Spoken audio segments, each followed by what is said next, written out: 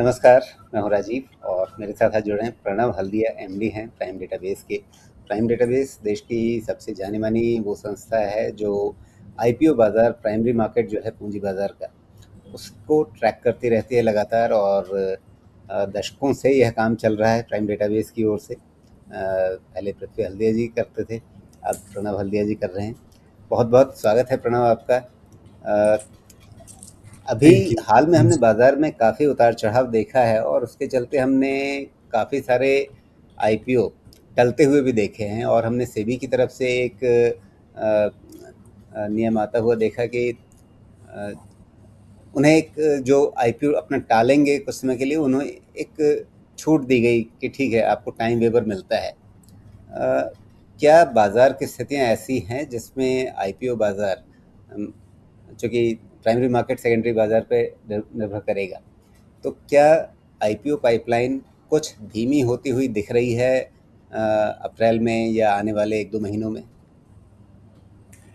Good afternoon Rajeev ji, thank you for having me. नहीं, आपने जैसे सही कहा कि प्राइमरी मार्केट या आईपीओ मार्केट जो है वो सेकेंडरी मार्केट पे निर्भर रहता है।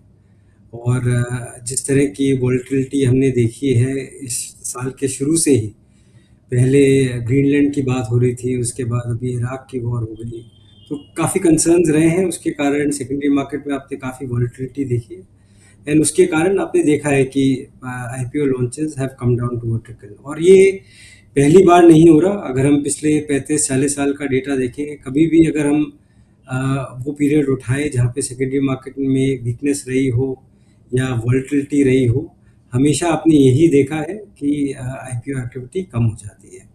सेबी ने एक मेजर जो लिया वो उन्होंने इसलिए लिया कि जिन कंपनियों ने अप्रूवल ले लिया था, जो कि कोई भी कंपनी अगर आईपीओ करना चाहती है उसके लिए फाइनल स्टेप होता है। आईपीओ की जो जर्नी होती है किसी भी कंपनी की, वो 3-4 साल की जर्नी होती है। पूरा आपको अपनी कंपनी की वेरियस चीज़ें आपको ऑर्डर में लानी होती है, गवर्नेंस होता है, ऑडिटर्स हैं, और उसके बाद आप अपना डीआरएचपी फाइल करते हैं और उसके बाद जब आपका अप्रूवल आ जाता है, वो एकदम आपकी फाइनल स्टेज होती है। तो given the current situation, SEBI ने ये स्टेप उठाया कि उन्होंने 6 महीने का लीवे दिया है इन कंपनीज को। अभी जैसे मैं डेटा भी देख रहा था, करीबन 150 ऐसी कंपनियां हैं जिनके पास सेबी का अप्रूवल ऑलरेडी है, एंड विच वी कॉल कि ये ऐसी कंपनियां हैं जो किसी भी समय लॉन्च कर सकती है पोटेंशियली। तो ये सही कदम है सेबी का कि एक तरह का लीवे प्रोवाइड किया गया है। उम्मीद यही रहेगी कि अगर ये जो भी वॉर से रिलेटेड कंसर्न्स हैं ये जल्द से जल्द ख़त्म हो, सेकेंडरी जी, मार्केट में थोड़ा मोमेंटम आए और तभी आप फिर कुछ आईपीओ लॉन्चेस भी देखेंगे। जी। लेकिन इस कदम को जो सेबी ने एक छूट दी है समय सीमा में, क्या आप इस तरीके से नहीं देखते हैं कि ठीक है, मतलब जो प्रमोटर्स हैं या उनके पीछे जो अगर प्राइवेट इक्विटी वाले निवेशक हैं जो ओएफएस के ज़रिए अपनी हिस्सेदारी बेचकर एग्ज़िट चाहते हैं या पार्शियल प्रॉफ़िट बुकिंग चाहते हैं अपने पुराने निवेश पे, वो बिल्कुल जब बाज़ार एकदम गर्म हो, सारे लोग एकदम उत्साहित हों, एकदम बुल मार्केट चल रहा हो, उसी समय आईपीओ लाएँगे, अगर बाज़ार कमज़ोर है तो टाल देंगे। क्या ये अपॉर्चुनिज़्म, अवसरवाद नहीं लगता है?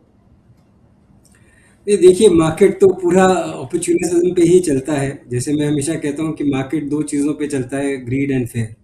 एंड वहाँ पे मार्केट में जो भी है वो पैसा ही बनाने के लिए आया है। जो आपने पॉइंट रेज किया ओएफएस का, प्राइवेट इक्विटी और प्रमोटर्स जो एग्जिट करते हैं, उसमें हमें ये भी ध्यान रखना चाहिए कि आप देखते हैं कि ओएफएस ऑफर्स लॉन्च भले ही हो रहे हो बाजार में जब तेज़ी हो, बट अगर हम 90s का टाइम याद रखें या फिर अर्ली 2000s का टाइम देखें, तब मेजोरिटी आप देखेंगे फ्रेश कैपिटल रेज होता था। इनफैक्ट हमने एक एनालिसिस भी करी थी कि कोई 24 साल का पीरियड जो 1989 से लेके 2012 तक था, उसमें से टोटल आईपीओ अमाउंट से बस 13% जो था वो ओएफएस का था, बाकी 87% फ्रेश कैपिटल रेज हुआ था। अब उन कंपनियों का क्या हुआ? उनमें से काफ़ी कंपनियों या तो बंद हो गई या फिर इन निवेशकों का पैसा लेके भाग गई। तो हम हमने जो मार्केट में एवोल्यूशन देखा है वो इस प्रकार का है कि उस समय जिस तरह की कंपनियां आईपीओ मार्केट में आती थी, वो अपनी लाइफ साइकिल की बहुत प्रिलिमिनरी स्टेज पे आती थी, और वो आईपीओ मार्केट में ग्रोथ या रिस्क कैपिटल रेज करने के लिए आती थी। पिछले 15-20 सालों में जो हमने देखा है कि ये ग्रोथ ग्रोथ और जो रिस्क कैपिटल है, वो angel investors, venture capital investors, private equity investors ने प्रोवाइड करा है। और वही कंपनियां जो एक लेवल के ऊपर आ जाती हैं, एक स्केल जिनका एस्टेब्लिश हो जाता है, वो ही आईपीओ मार्केट में आती हैं। तो मेरे ख्याल से ये इतनी बुरी बात भी नहीं है। जी। दूसरा, मैं हमेशा तो ये कहता हूँ आपके हिसाब कि से जी अ, पीवीसी इन्वेस्टर्स भी हों या प्रमोटर्स भी हों, उनको एग्जिट देना भी बहुत ज़रूरी है।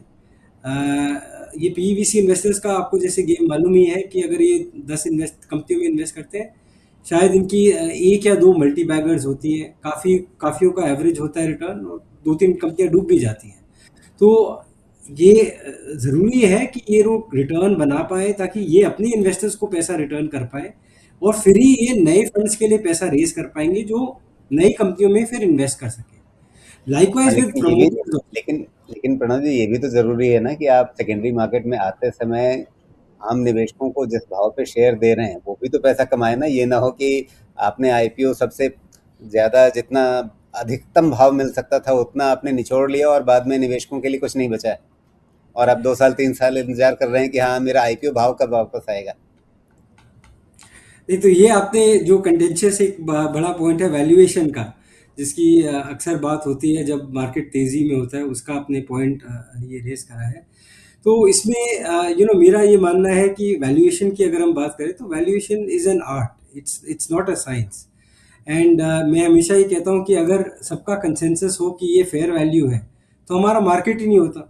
हमारा मार्केट इसीलिए चलता है क्योंकि एक बायर है जिसको लगता है प्राइस बढ़ेगी, एक सेलर है जिसको लगता है कि प्राइस कम होगी।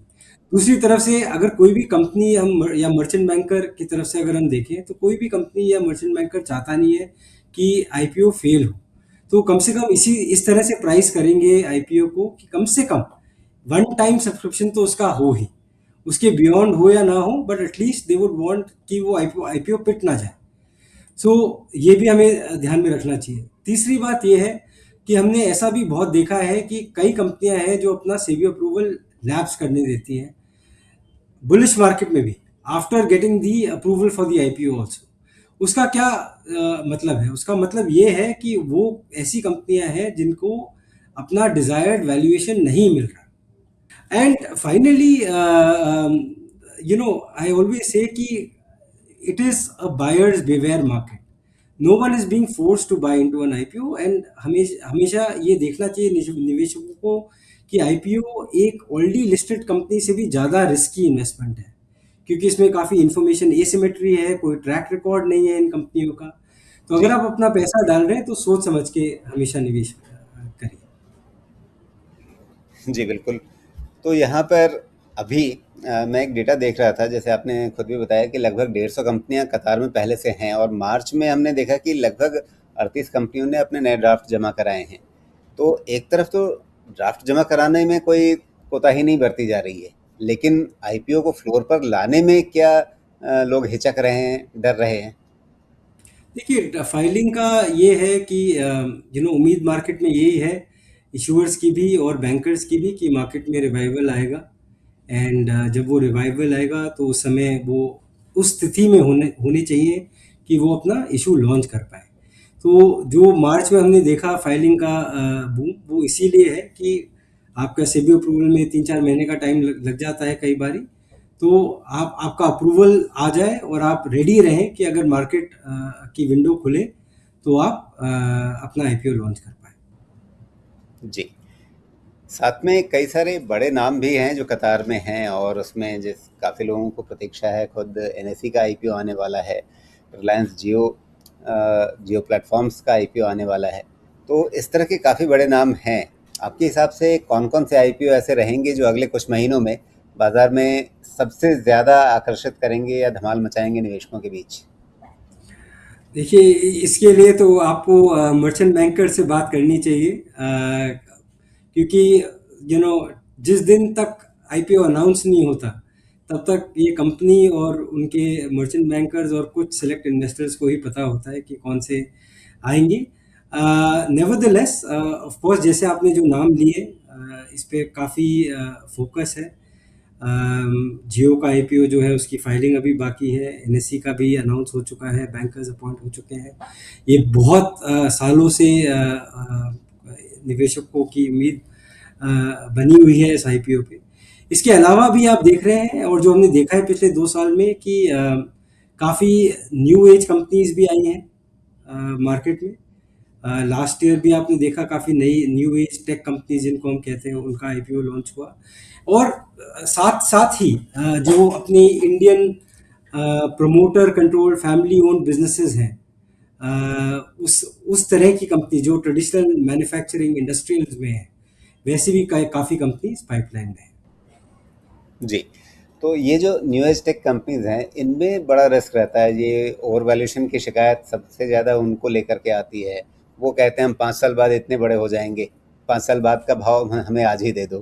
तो और उसके बाद फिर आईपीओ आता है, लोग उत्साह में खरीद भी लेते हैं और फिर वहीं पे लटके रहते हैं। बहुत सारे न्यू एज टेक कंपनीज़ के साथ इस तरह का अनुभव निवेशकों का रहा। क्या आगे चल कर के आपको लगता है कि कंपनियां, उनके प्रमोटर्स और मर्चेंट बैंकर्स वैल्यूएशन को लेकर के थोड़ा-सा कहीं पर वो निवेशकों की चिंताओं को समझेंगे और बाज़ार की स्थितियों को देख कर के थोड़ा-सा एक नरम प्राइसिंग लाने की तरफ झुकेंगे? देखिए मैं वही कहूँगा कि चाहे ये न्यू एज कंपनीज भी हों, वो चाहती नहीं है कि उनका आईपीओ पिटे। तो वो भी चाहती हैं कि इन्वेस्टर्स आए, आकर्षित होए उनके आईपीओ में और इन्वेस्ट करें। जो आपने वैल्यूएशंस की बात करी, मैं इसमें यही कहूँगा कि हमें जनरलाइजेशन से थोड़ा दूर रहना चाहिए। क्योंकि अगर हम न्यू एज टेक कंपनीज का पूरा बास्केट देखें, करीबन मैंने जब पिछली बार डेटा देखा था 30-35 ऐसी कंपनियां आ चुकी हैं बाजार में। कई ने काफ़ी अच्छा रिटर्न भी दिया है। पिछले साल भी कुछ आईपीओज आए जो न्यू एज कंपनीज के हैं।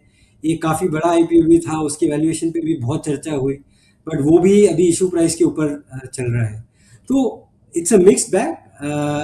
और साथ में निवेशकों को ये भी ध्यान रखना चाहिए कि आईपीओ एक रिस्की एसेट क्लास है और ये एक्सपेक्टेशन नहीं होनी चाहिए कि हर एक आईपीओ पॉजिटिव रिटर्न दे लिस्टिंग पे भी, और अपनी पूरी लिस्टेड जर्नी में हमेशा ही इशू प्राइस के ऊपर चलता रहे। ऐसा हमने पास्ट में भी देखा है कि नहीं होता और आगे भी ऐसा नहीं होगा।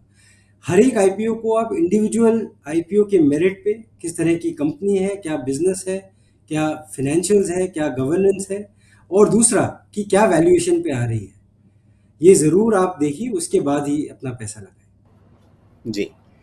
अच्छा, यहाँ पर अपने प्राइसिंग की जो बात हो रही है, एक चीज़ आपने देखी होगी कि जितने भी आईपीओ आ रहे हैं, चाहे वो बहुत अच्छे से सब्सक्राइब होकर आए या ठेल ठाल करके किसी तरह से निकाले गए, किसी में भी आपको ये नहीं दिखता कि वो प्राइस बैंड में उन्होंने जो अपर एंड है उससे नीचे का कोई प्राइस एक्सेप्ट किया हो। चाहे शायद कोई एक्सेप्शन हो तो हो, लेकिन अधिकांश आईपीओ अपने अपर प्राइस बैंड पर ही फाइनली जाते हैं।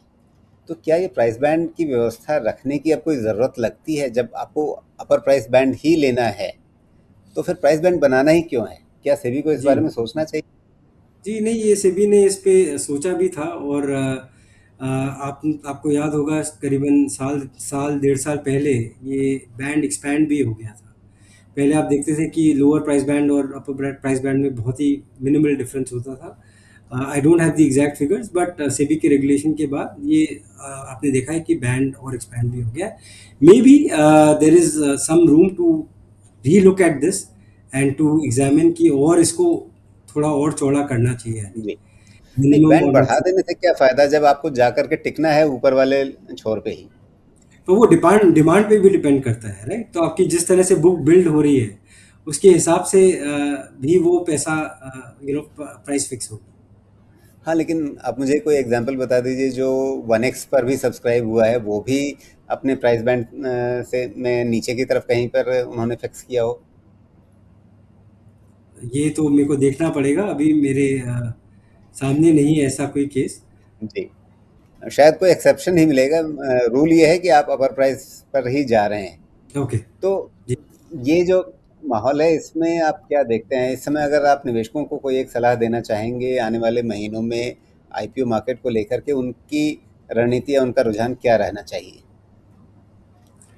देखिए, अब मेरे ख्याल से जैसे आपने पहले देखा है कि जब भी बेरिश मार्केट होता है, उसके बाद जब आप प्राइमरी मार्केट में थोड़ा रिवाइवल देखते हैं, तो आप देखेंगे कुछ छोटे साइज़ के आईपीओज़ पहले आएँगे।